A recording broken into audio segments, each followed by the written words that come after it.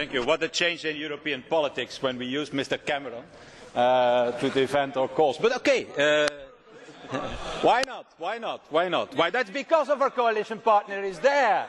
That there is a huge change, that they are asking for an economic and fiscal union, Mr. Svoboda. That's the big change. And I'm asking what they are telling there, our British friends here. If the British government is asking us, as has been said, to have a more integrated Europe. That is what they are asking for, the British.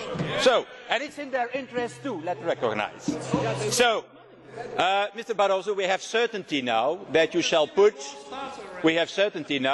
put a global plan on the table of the Council. I presume that you shall do that by a document on the table of the European Council, and I think it should be good that also the members of the Parliament could receive before the 23rd of October, before the Council, a copy of that document, so that we can see what the European leaders are accepting and what they are still not accepting from the proposals of the Commission. And I should ask your attention, President, for 3 points where I think you have to reinforce your proposals. You have still quite some time before the 23rd to do it. The first thing is you have to change the rules of the EFSF. It doesn't work. A unanimity rule in a rescue system cannot work as we see today in Slovakia and a number of other countries. And you have also to be clear to them. Not only you have to put a majority voting system in it, you have also to increase the funds of that system. We have to help member states in difficulties. We have to recapitalise the banks. We have to help countries who have an insufficiency of liquidity today.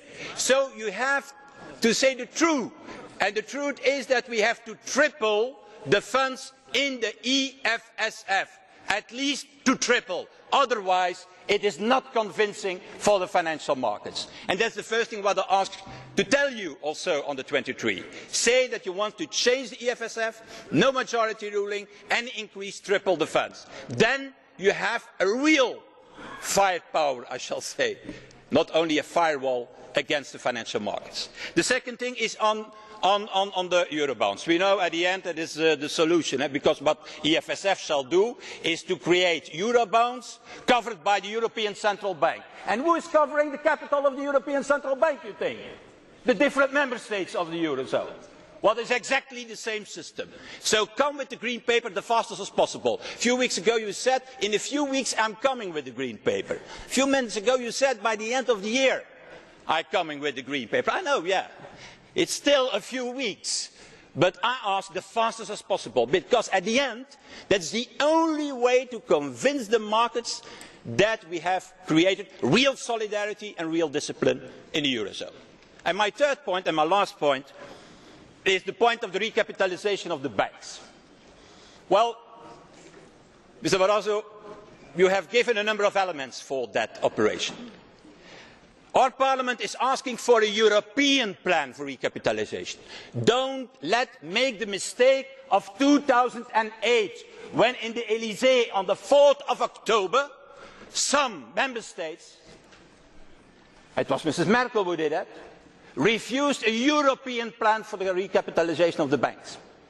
Because she thought that there was no bank, German bank, that has to be rescued. Later on, a few minutes later, in the car, she got the information that there was also a German bank that had difficulties. We need a European plan.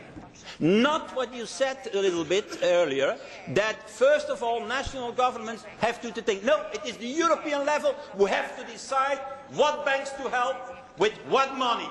And then the national governments can come in with money if the EFSF have not the possibilities to do it. But it has to be a European plan, not a coordination of national plans. So don't repeat the same error as those of October 2008. Thank you very much.